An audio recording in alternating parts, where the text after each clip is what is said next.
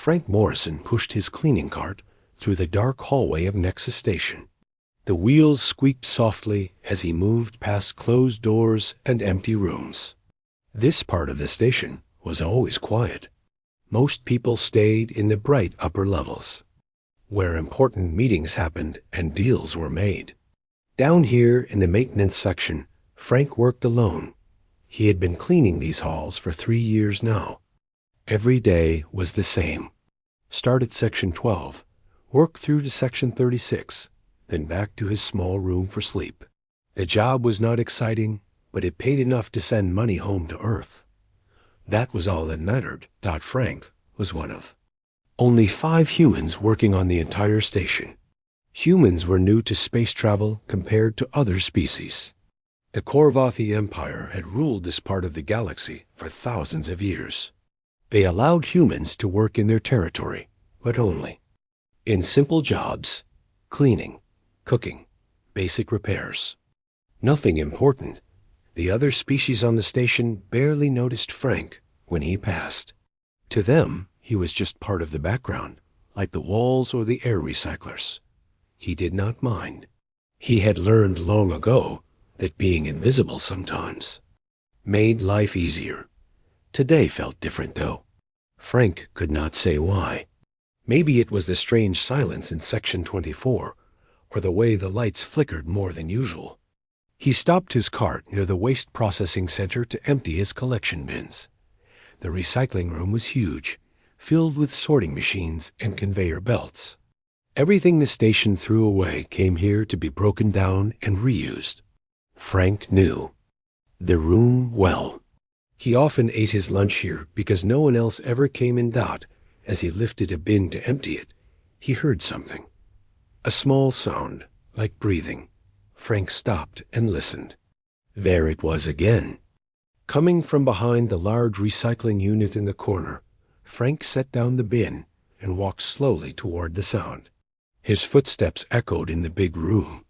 When he reached the recycling unit, he carefully looked behind it. A small figure huddled in the corner. At first, Frank thought it might be some kind of animal that had gotten loose. Then he saw the 4 arms and the scaled skin. It was a Korvathi child. The child looked up at Frank with large black eyes.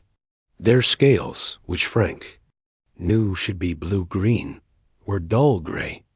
The child's 4 arms were wrapped around their thin body, and they shook slightly. Frank had seen Korvathi children before in the upper levels, always surrounded by guards and teachers. This one was alone. Very alone. Frank knelt down slowly, making himself smaller. He knew Korvathi could be proud and did not like feeling threatened. The child watched him, but did not run away. "Hello," Frank said softly in Galactic Standard.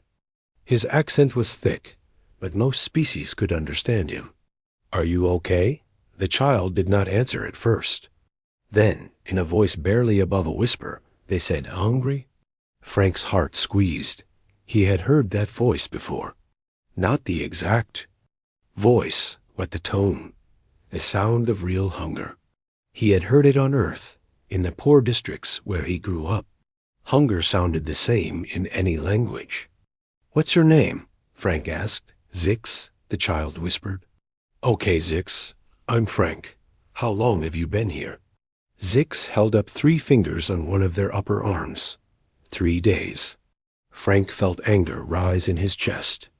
How could a child be lost for 3 days on a space station? Where were their parents? Where is your family? Frank asked.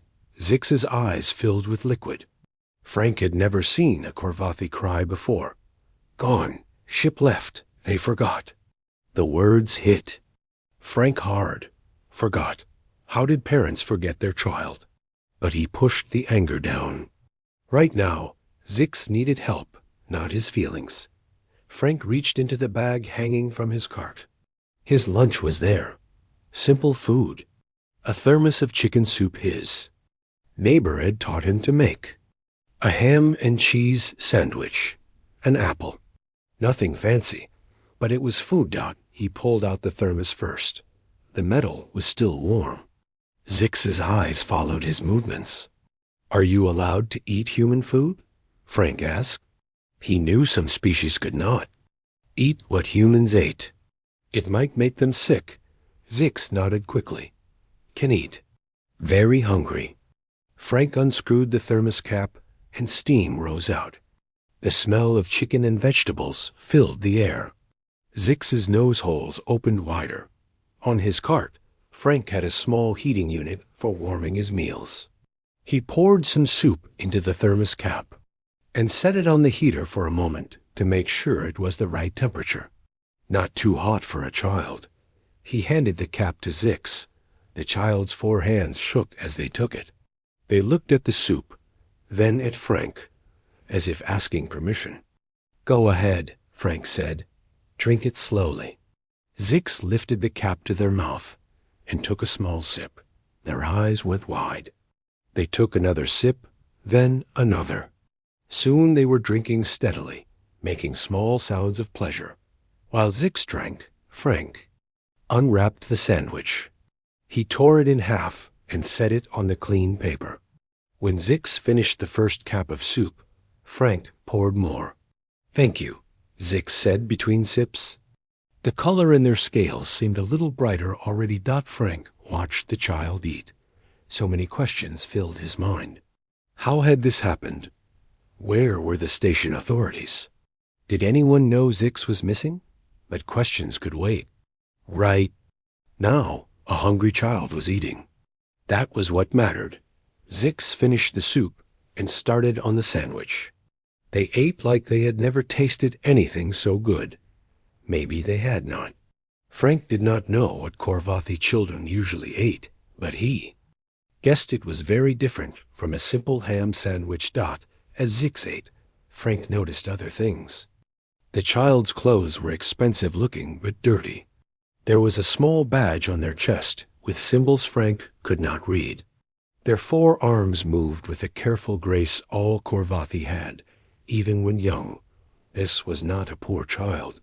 This was someone important's child, which made it even stranger that they were here, alone and forgotten. When Zix finished eating, they looked at Frank with those big black eyes. "More?" they asked hopefully. Frank smiled sadly. "That's all I have right." "No, but don't worry. We're going to get you help." He pulled off his work jacket and wrapped it around Zix's shoulders. The jacket was far too big, but it was warm. Zix pulled it tight around themselves. Frank knew what he had to do. He reached for his emergency beacon. Every worker had one for accidents or problems. Using it for non-emergency reasons could get him in trouble, maybe even fired. He looked at Zix, small and lost in his big jacket, and pressed the button. The beacon lit up red and started sending its signal. Help would come. Soon. Frank just hoped it would be the right kind of help. While they waited, Frank sat next to Zix on the floor. The child moved closer to him, seeking warmth and comfort. Frank did not know much about Corvathi culture, but he knew they did not like touching other species. Still, when Zix leaned against his side, Frank stayed still. They sat together in the recycling room, the human janitor and the alien child, waiting for whatever would come next. The station security arrived faster than Frank expected. 3 Corvathi guards rushed into the recycling room with their weapons drawn. Their scales shimmered blue-green under the harsh lights. When they saw Frank sitting on the floor with Zix, they stopped short. The lead guard, taller than the others with silver markings on his uniform, looked between Frank and the child. His 4 eyes blinked in sequence, a sign of confusion among Corvathi. "Step away from the child, human," the guard ordered in Galactic Standard. Frank started to move, but Zix grabbed his arm with 2 of their hands. "No," the child said. "Frank is good. He gave me food." The guards looked at each other. The lead guard activated his communication device and spoke rapidly in Corvathi. Frank could not understand the words, but he heard the urgency in the tone. More. Footsteps echoed in the hallway outside. Commander Victor entered the room. Frank had seen him before, during station meetings. Victor was the highest-ranking security officer on Nexus Station. His scales were darker than most Corvathi, almost black at the edges. His forearms moved with military precision. Victor's eyes focused on Zix first, then moved to Frank. The commander's expression was hard to read. Corvathi faces did not move the same way human faces did. "You are the Janitor Morrison," Victor said. It was not a question. "Yes, sir," Frank replied. "And this is Ambassador Krellana's nephew's child," Victor continued. "Missing for 3 standard days." Frank felt his stomach drop. Ambassador Krellana was one of the most powerful Corvathi in the sector. Her nephew's child. That meant Zix's parents were important diplomats. "I found Zix here about an hour ago," Frank said. "They were hungry. I gave them my lunch." Victor moved closer. His height made Frank feel very small, even though Frank was not a short man. The commander looked at Zix, who was still wearing Frank's jacket and holding the empty thermos. "Is this true, young one?" Victor asked in a gentler voice. Zix nodded. "Parents left. Forgot me. I hid because shame. Frank found me. Gave me soup and sandwich. Best food ever." One of the other guards made a sound that might have been a snort. Victor silenced him with a gesture. "You hid because of shame?" Victor asked Zix. The child looked down. Corvathi not supposed to be forgotten. Not supposed to need help from other species. Especially not from humans. Frank felt heat rise in his face. He knew humans were looked down upon by most species, but hearing it from a child still stung. Was quiet for a moment. Then he did something that surprised Frank. The commander knelt down, bringing himself to Zix's level. "Listen to me, young one," Victor said. "There is no shame in accepting help when you need it. And there is honor in giving help freely. This human showed you kindness. That is not something to be ashamed of." Zix looked up at the commander with wide eyes. Victor stood and turned to Frank. "You used your emergency beacon for this?" "Yes, sir," Frank said. He prepared himself for punishment. "That was the correct action," Victor said. Frank blinked in surprise. A child in distress is always an emergency. "You will not be disciplined." Relief washed over Frank. He might keep his job after all. However, Victor continued, "We must follow protocol. The child must be taken to medical for examination, and you must file a report." "Of course," Frank said as the guards prepared to take Zix to the medical bay. The child refused to let go of Frank's jacket or the thermos. "Want to keep," Zix said. "Smells like kindness." Victor looked at Frank. Frank nodded. "They can keep them." The medical bay was in the upper levels of the station. Frank had never been there before. It was clean and bright, with equipment he could not begin to understand. Doctors of 3 different species examined Zix while Frank waited outside. Through the window, he could see Zix still clutching his thermos. Sometimes the child would lift it to their nose and smell it, even though it was empty, not an hour past. Then, too, Frank should have been back at work, but no one told him to leave. Finally, a Corvathi doctor came out. "The child is malnourished, but otherwise healthy," the doctor said. 3 days without food for a young Corvathi is serious. You may have saved their life. Frank did not know what to say to that.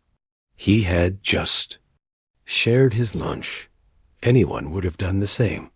"The child keeps asking for you," the doctor continued. "And they refuse to eat our nutritional supplements.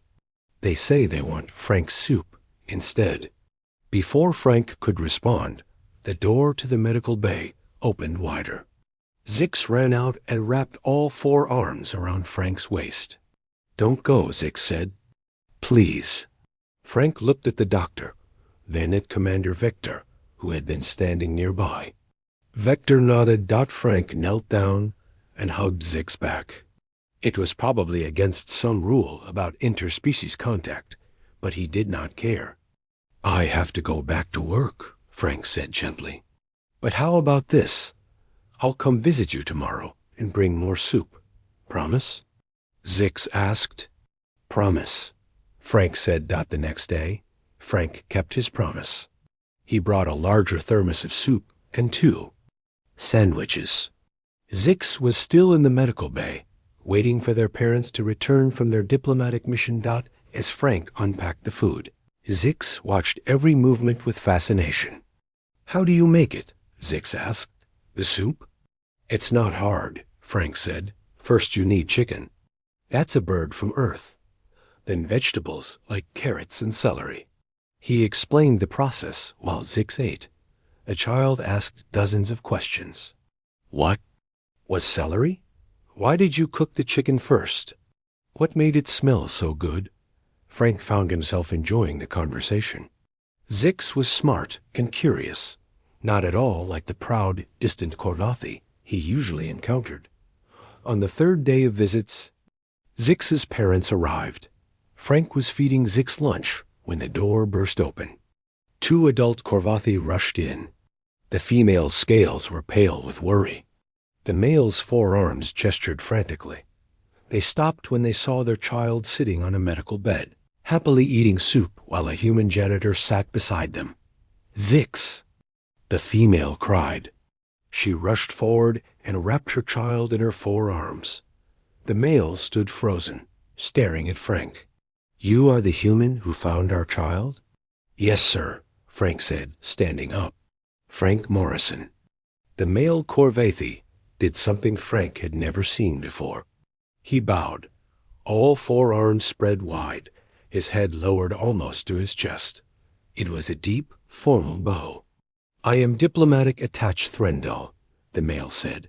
"This is my mate, Cultural Advisor Yixara. We owe you a debt that cannot be repaid." Frank felt uncomfortable. "No debt. I just gave Zix some food." "You saved our child," Yixara said, still holding Zix tightly. "When we realized our mistake, when we discovered we had left them behind, we thought ... double quotes, her voice broke.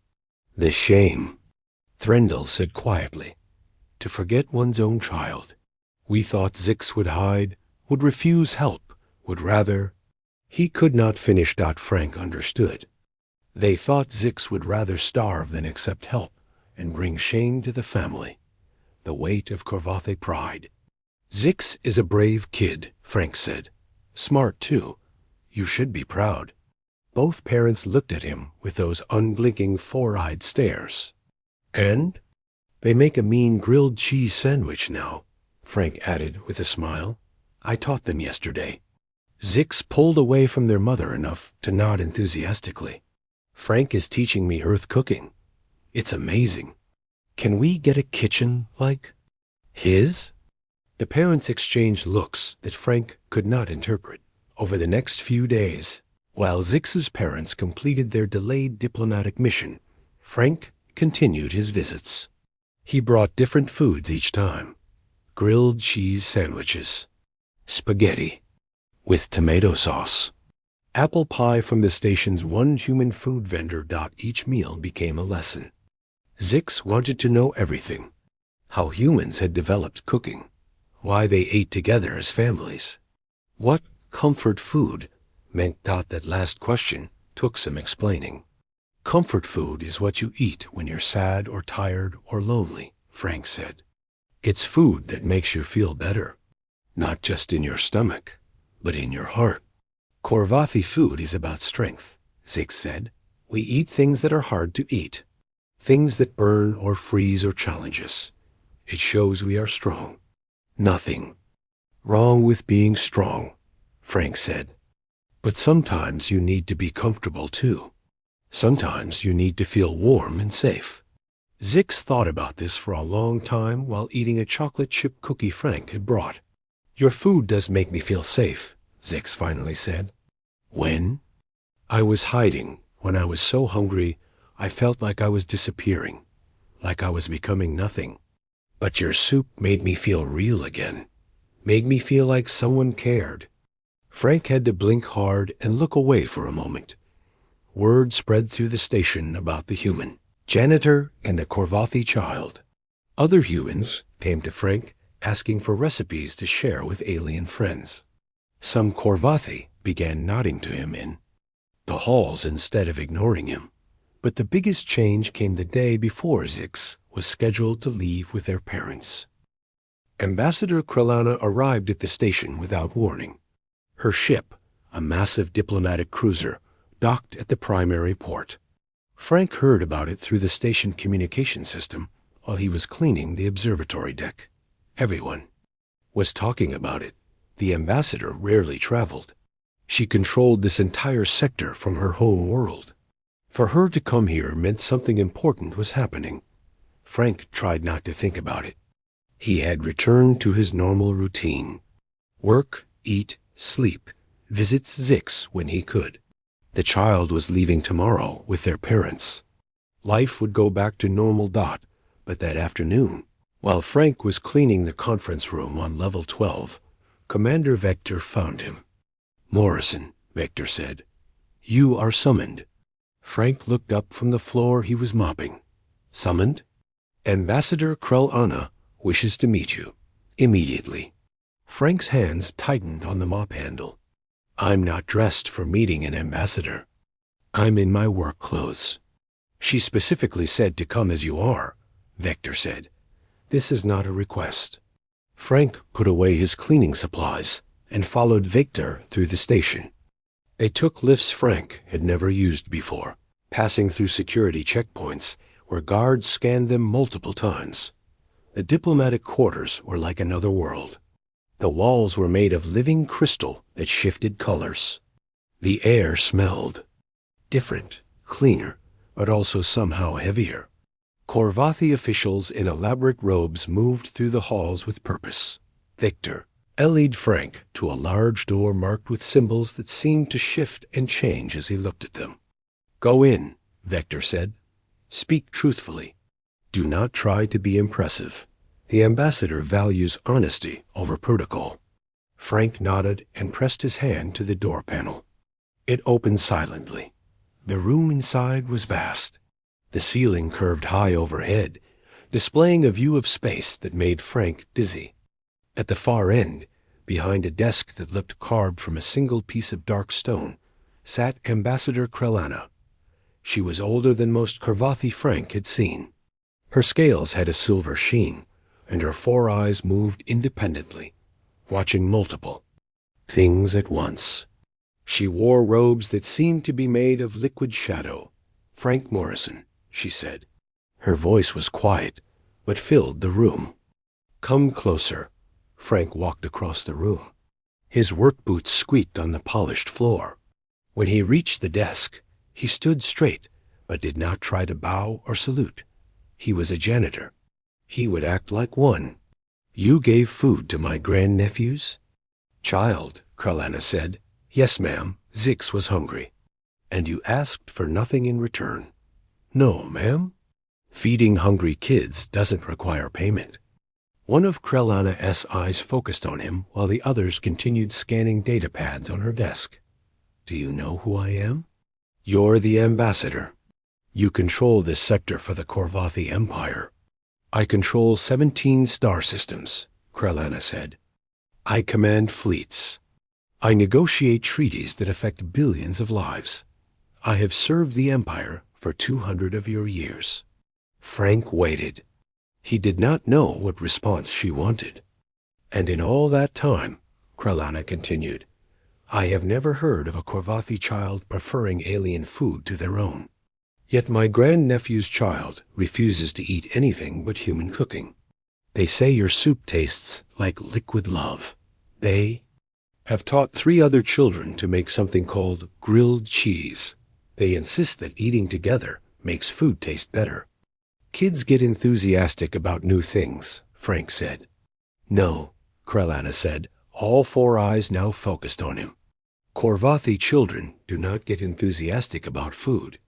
We train them from birth to view eating as a necessity, sometimes a challenge, never a pleasure.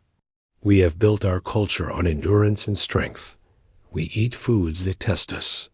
We dine alone to avoid showing weakness. She stood up. Even for a Corvathi, she was tall. Frank had to look up to meet her eyes. Then a human janitor shares his lunch with a lost child, and suddenly that child questions everything we have taught them about food and culture and community, she said. Do you understand what you have done? I fed a hungry kid, Frank said. He was starting to feel annoyed. That's all. If that causes problems for your culture, maybe the problem isn't me. The room went very quiet. Frank realized he had just talked back to one of the most powerful beings in the sector. But he was tired of being made to feel small for showing basic kindness. Then Krelana did something unexpected. She laughed. It was a strange sound, like wind chimes in a storm. You are correct, she said. The problem is not you. Please sit. Chair rose from the floor behind Frank. He sat down, confused by the sudden change in mood. Tell me about human food culture, Krelana said, sitting back down.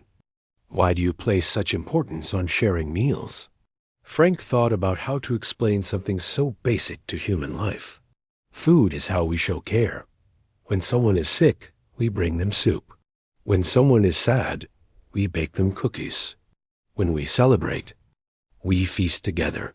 Food isn't just fuel for us. It's connection. And this comfort food that Zix speaks of constantly, it's food that reminds us we're safe and loved. Usually simple stuff. The things our parents or grandparents made for us. When we were young, when we eat it, we remember being cared for. Krelana was quiet for a moment. My own grandmother made a dish from bitter roots and acid fruits. It burned the mouth and tested the will. I hated it as a child, but it made me strong. Being strong is good, Frank said, but being comforted is good too. You can't be strong all the time. Sometimes you need to just be held and fed and told everything will be okay. Human philosophy, Krelana murmured. So simple. So ... alien to us. Yet Zix clings to your jacket and empty thermos as if they were treasures. They beg their parents to learn human cooking. They speak of you as if you were a hero from our ancient stories. I'm just a janitor, Frank said. Yes, Krelana agreed. A janitor who saw a hungry child and fed them without thought of reward or recognition. Do you know how many of my own people walked past Zix's hiding spot during those 3 days? Hundreds. None stopped. None looked. A Corvathi child in distress was invisible to them, because acknowledging that distress would acknowledge weakness. She touched a panel on her desk. The wall behind her became transparent, showing a view of the docking bay. Dozens of ships were arriving. I have called a gathering, Krelana said. The heads of the major families in this sector. They are coming to meet you. Frank's stomach dropped. Why? Because change must start somewhere. And sometimes it takes an outsider to show us what we have forgotten. She studied him with those 4 unblinking eyes. You will cook for them. A human meal. Simple food. Comfort food. You will show them what you showed Zix. I'm not a chef, Frank protested. I just know basic stuff. What my neighbor taught me. What my mom used to make. Perfect, Krelana said. That is exactly what they need to experience. Not elaborate cuisine. Not challenging dishes. Just food made with care and meant to be shared. Frank's mind raced. How many people? 47 of the most powerful Corvathi in the sector. Plus their advisors. Perhaps 100 total. I can't cook for 100 people alone. You will have help. I have already spoken to the 5 other humans on the station. They are willing to assist, and Zix insists on helping as well. Frank almost smiled at that. Zix in a kitchen with their 4 arms would be interesting. When? He asked. Tomorrow. before Zix leaves with their parents. They want you to see what they have learned. Frank took a deep breath. Part of him wanted to refuse. He was a janitor, not an ambassador or chef. But then he thought about Zix, clutching that empty thermos like a teddy bear. He thought about all the hungry kids he had known growing up. He thought about how food had brought his own family together through hard times. "Okay," he said, "but we do it my way, family-style service. Everyone sits together. No formal distance. If we're going to show them human food culture, we show them all of it." Krellana's scales shifted to a brighter shade. "Agreed. What will you need?" Frank started making a list in his head. Access to a kitchen. A big one. Basic ingredients. Tables that can seat everyone together, not separately. And music. Music? Humans often play music during meals. It helps create atmosphere, makes people relax. "The Korvathi elite do not relax during meals," Krellana said. "That's about to change," Frank said, surprised by his own boldness. Krellana laughed again. "Indeed it is. You have 18 hours to prepare. Commander Victor will ensure you have everything you need." Frank stood to leave, then paused. "Can I ask why you're doing this, really?" Krellana was quiet for a long moment. "I have a confession. I knew Zix was missing. Their parents' shame was so great they tried to hide it, but I have eyes everywhere. I watched through security feeds as my grandnephew's child hid in that recycling room. I watched them grow hungrier and weaker. I told myself it would teach them strength." She paused, her 4 hands clasped together. "Then I watched you find them. I watched you share your food without hesitation. I watched Zix's face as they tasted your soup. In that moment, they looked happier than I have ever seen a Korvathi child look. And I realized that in our pursuit of strength, we have forgotten something essential." "What's that?" Frank asked. "That strength without kindness is just cruelty. That endurance without joy is just suffering. That pride without connection is just loneliness." She looked at him directly. "You reminded us what we lost. Now help us find it again." Frank nodded and left the office. He had less than a day to plan a meal. The kitchen they gave Frank was bigger than any he had ever seen. Shining metal surfaces stretched in every direction. Cooking equipment he could not name filled the walls. 5 other humans stood nervously near the entrance, waiting for instructions. "All right," Frank said, trying to sound more confident than he felt. "Let's keep this simple. We're not trying to impress anyone with fancy techniques. We're cooking like we would for family." He knew the other humans by sight, but had never worked with them before. There was Lisa Chun, who worked in the communications center, Pedro Rodriguez from maintenance, Kate Williams from the medical bay, Sam Johnson from shipping, and elderly Mary Baker, who ran the station's small human goods store. "I brought spices," Mary said, holding up a box. "Real ones from Earth. Been saving them for something special." "Perfect," Frank said. "Lisa, can you handle solids? Pedro, you're on bread duty. Kate, vegetables. Sam, help me with the meat. Mary, desserts. And Zix." The young Korvathi stood at attention, all 4 arms ready. "You're my special assistant. You'll help everyone and make sure we don't forget anything." Zix's scales brightened with pride. They worked through the night. Frank had cooked for church gatherings back on Earth, but never for alien diplomats. He kept reminding himself and the others, cook with love, not fear. The pot roast went into slow cookers first. 20 large pieces of beef, surrounded by potatoes, carrots, and onions. The smell filled the kitchen as they worked. Pedro needed bread dough, his strong maintenance worker hands perfect for the job. He told stories about his grandmother's bakery in Mexico as he worked. Zix watched with fascination as the dough rose. "It's alive?" Zix asked. Sort of, Pedro explained. Yeast is a tiny living thing. It eats the sugar in the flour and makes bubbles. That's what makes bread fluffy. Kate chopped vegetables with medical precision. Her knife work was perfect, each piece exactly the same size. She prepared 3 kinds of salad, explaining to Zix about nutrition and color balance. Lisa worked on dressings and sauces, tasting and adjusting. She had the best palate of the group, able to detect when something needed more salt or acid. Mary and Sam made pies. Apple, cherry, and chocolate. The fruit ones used preserved fillings, but Mary insisted on making real crusts. No shortcuts. On pie crust, she said firmly. That's where the love shows. Frank supervised on making batch after batch of chicken soup. He showed Zix how to skim the foam, how to tell when the vegetables were perfectly tender, how to season gradually. Why do you taste so many times? Zix asked. Because cooking isn't just following instructions, Frank explained. Every batch is a little different. You have to adjust as you go. Trust your senses.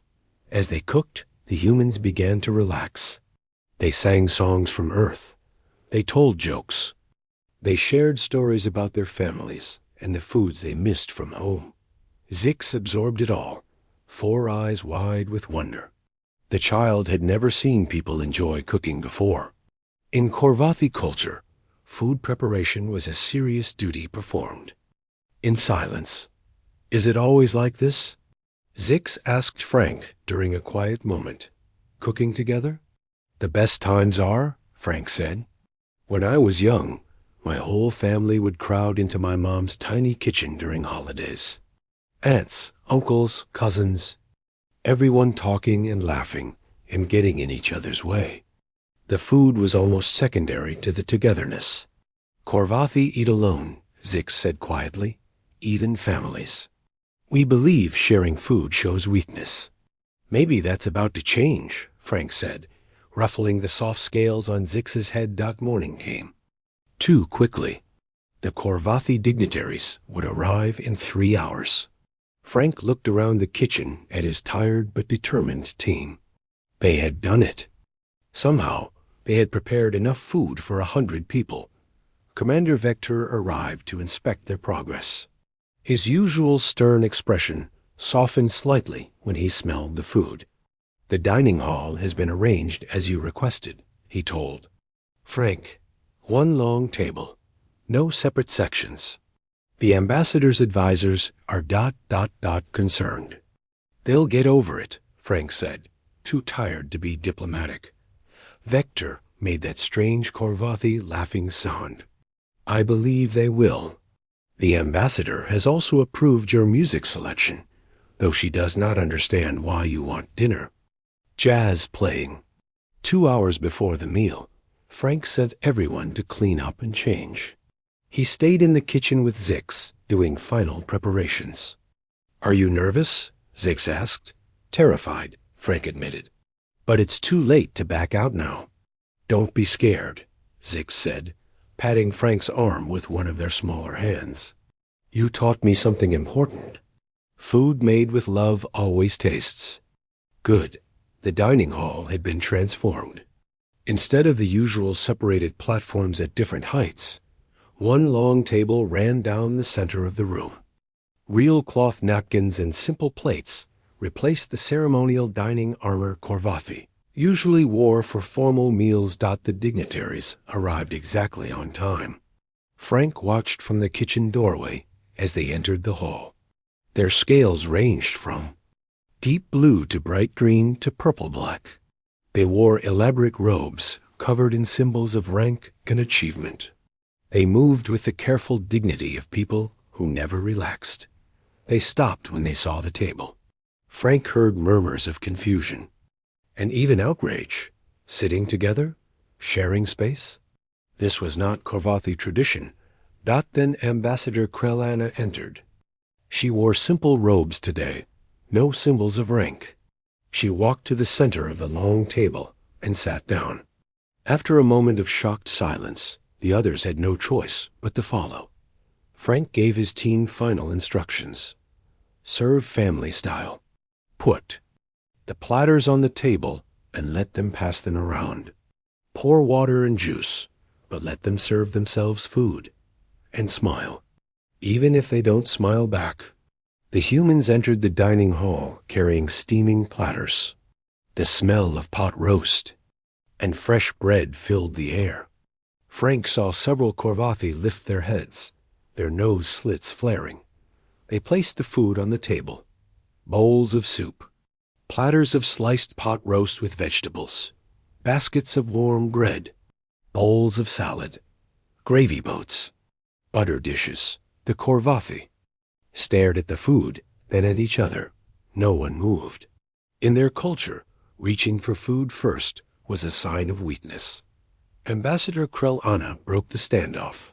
She picked up the bread basket and took a roll, then passed it to the dignitary on her left. The humans have shown us their custom, she said. We pass the food and share. Everyone eats together. Slowly, awkwardly, the baskets and platters began to move around the table. The Corvathi fumbled with serving spoons, trying to coordinate forearms around unfamiliar tasks. Some accidentally touched hands when passing dishes, jerking back in. Embarrassment. And the first Corvathi tasted the soup. It was an elderly male with scales so dark they looked almost black. He had been scowling since he arrived. But when the warm broth touched his tongue, his 4 eyes widened. He took another sip, then another. What is this sensation? He asked. It's warm, but not challenging. It's pleasant without testing my endurance. That's comfort, Frank said from where he stood near the kitchen door. The feeling of being cared for. More Corvathi tried the food. The pot roast, tender enough to cut with a spoon. The bread, warm and soft with melting butter. The salad with its tangy dressing. At first, they ate in silence, generations of training holding them back. Then Zix, who had been helping serve, piped up. Frank taught me that food tastes better when you talk while eating. Tell stories. Share your day. A younger Corvathi female laughed nervously.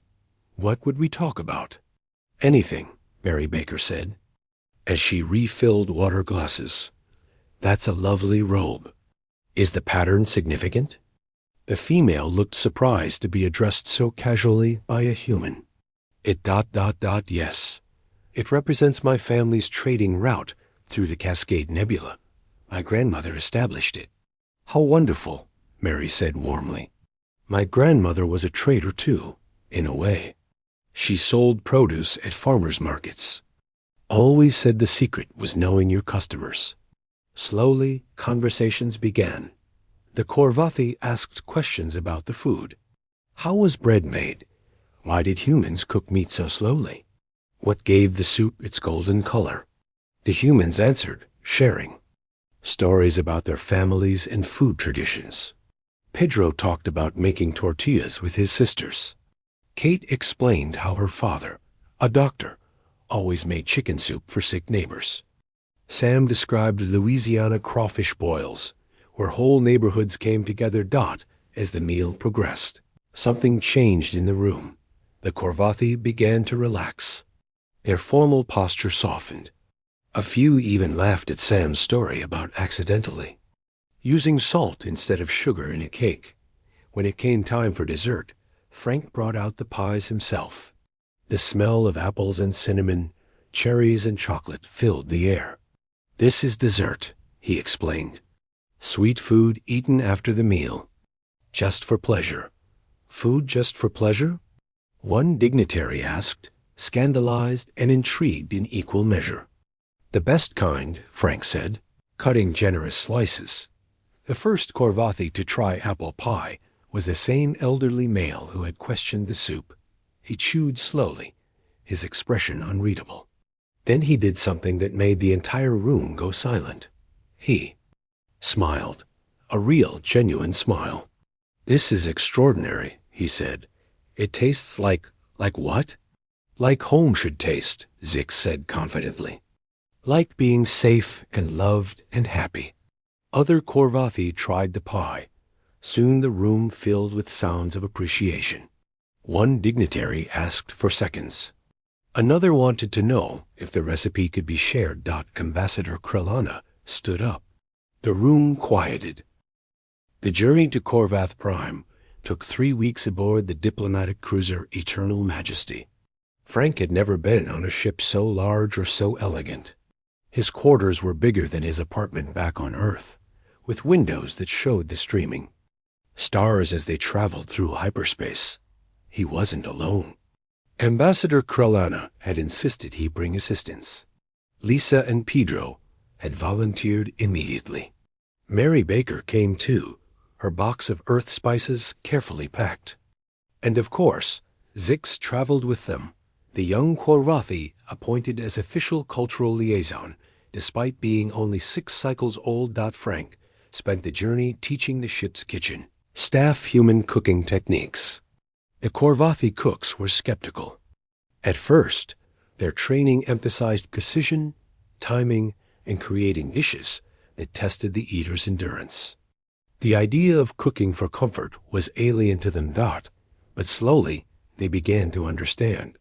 The head chef, a stern Korvathi named Rekval, became fascinated by bread making. He had 4 arms to knead with and took to it naturally. By the second week, he was experimenting with different flours and asking Frank about something called SOURDOUGH.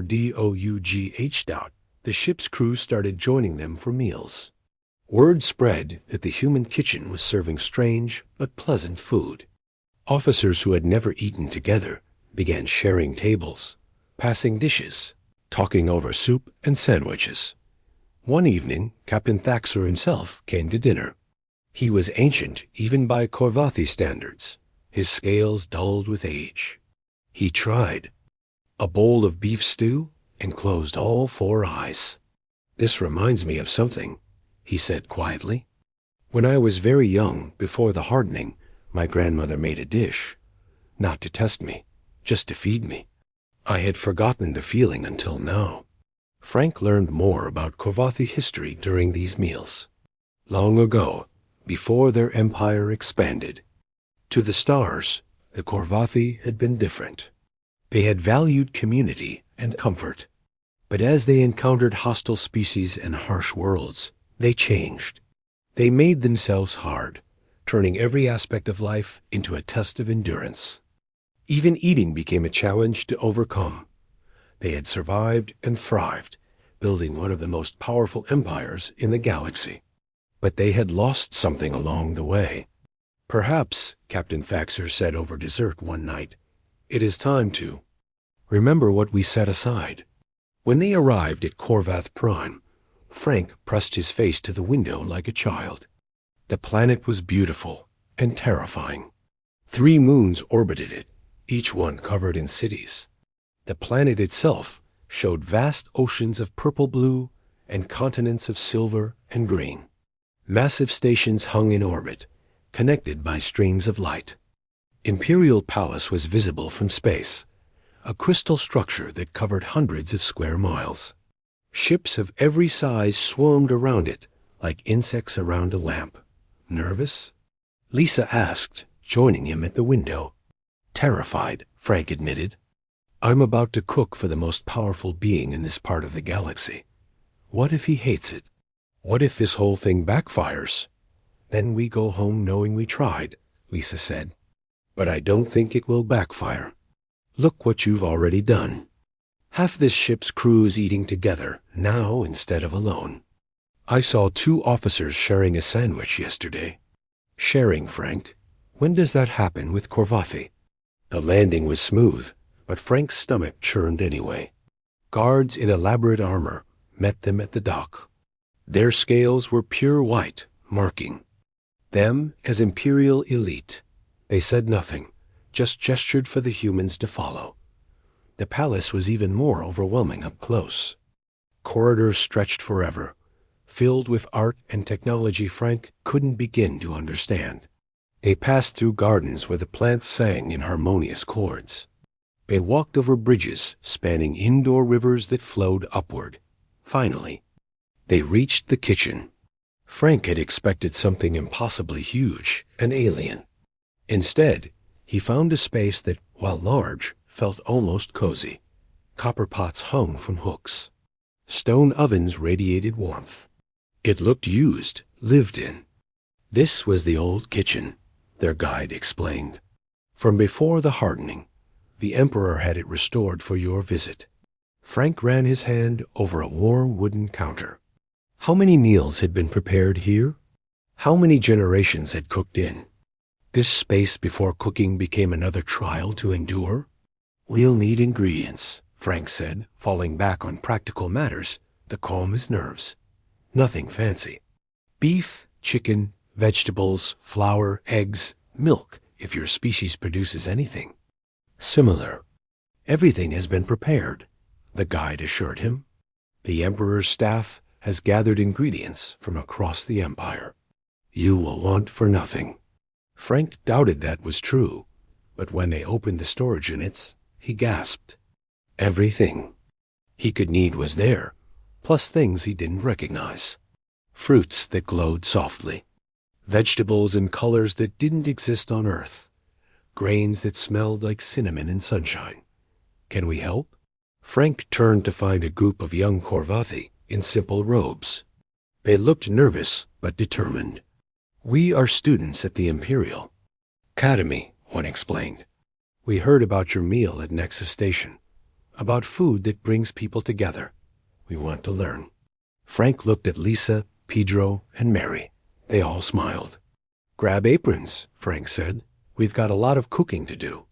They worked through the night again, but this time with eager helpers. Frank taught the students to make pasta from scratch, showing them how to roll the dough thin.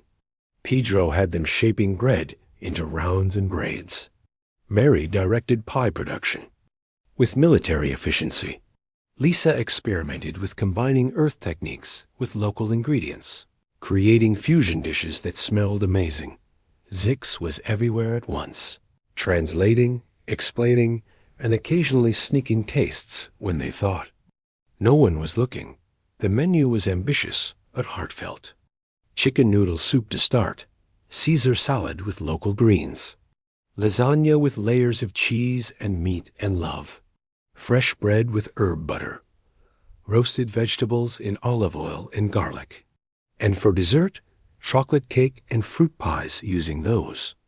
Glowing fruits that tasted like strawberries crossed with sunshine dot as dawn broke through the kitchen's high windows. Frank surveyed their work. It wasn't fancy. It wasn't challenging in the Korvathi sense. But it was real food, made with care, meant to be shared. The dining hall was smaller than Frank expected. Intimate, even. A single round table dominated the space, set for 12. The Emperor's immediate family only, their guide explained. This is unprecedented. The Imperial family has not dined together in over a century. Frank's hands shook slightly as he arranged the dishes on serving tables. This was it. The moment that would define human Korvathi relations for generations. Doors opened. Emperor Zarkin entered first, and Frank forgot to breathe. The Emperor was massive, even for a Korvathi. His scales were deep purple-black, edged with gold. His 4 eyes moved independently, taking in everything at once. Power radiated from him like heat from a star. Behind him came his family. His mate, elegant and graceful. His 3 children, adults by Korvathi standards, but moving carefully in their father's presence. His brother and sister with their mates. And surprisingly, several younglings who must have been grandchildren. They arranged themselves around this table with formal precision. No one spoke. The weight of tradition and protocol filled the air like fog. Frank stepped forward. His voice cracked slightly when he spoke. Your Majesty, your family. Thank you for allowing us to cook for you. On Earth, we have a tradition. Before we eat, we give thanks. Sometimes to a deity, sometimes to each other, always for the food and the company. May I? The Emperor tilted his massive head slightly. Approval? Curiosity? Frank couldn't tell. Frank cleared his throat. We're grateful for this chance to share our food with you. Grateful for safe travels and new friends. Grateful that sometimes the universe puts us exactly where we need to be. Even if it's just cleaning floors and making soup. Let's eat. He and his team began serving. Soup first, ladled into bowls and placed before each family member. The Emperor lifted his spoon, examined the broth, and took a sip. The room held its breath. Zarkin took another sip, then another. A strange expression crossed his features. I remember this, he said, his voice deep as ocean trenches. Not this exact taste, but this feeling. When I was barely hatched, before my training began, someone fed me. Fed me just to feed me, not to test me. He looked at his family. When did we forget that such things were possible? His mate tried the soup next. Tears formed in her eyes. It tastes like care, she whispered. The younglings needed no encouragement after that. They dove into their soup with enthusiasm, slurping and giggling. Their parents looked scandalized, but said nothing in front of the Emperor. As the meal progressed, the formal atmosphere cracked like ice in spring. The Emperor's brother told a story about stealing fruit as a youngling. His sister laughed, a sound like silver bells. The younglings asked for seconds of everything. When Frank brought out the lasagna, explaining how the layers worked together, the Emperor's eldest son said, like a family. Different parts, but creating something better together. Exactly, Frank said, surprised by the insight. They passed dishes around the table. The Emperor himself served salad to his grandchildren, making sure each got the colorful vegetables they pointed to. His mate cut lasagna for the youngest, who couldn't manage the human utensils with their small arms. By the time dessert arrived, the Imperial family was doing something they hadn't done in generations. They were enjoying a meal together. Really together, not as a formal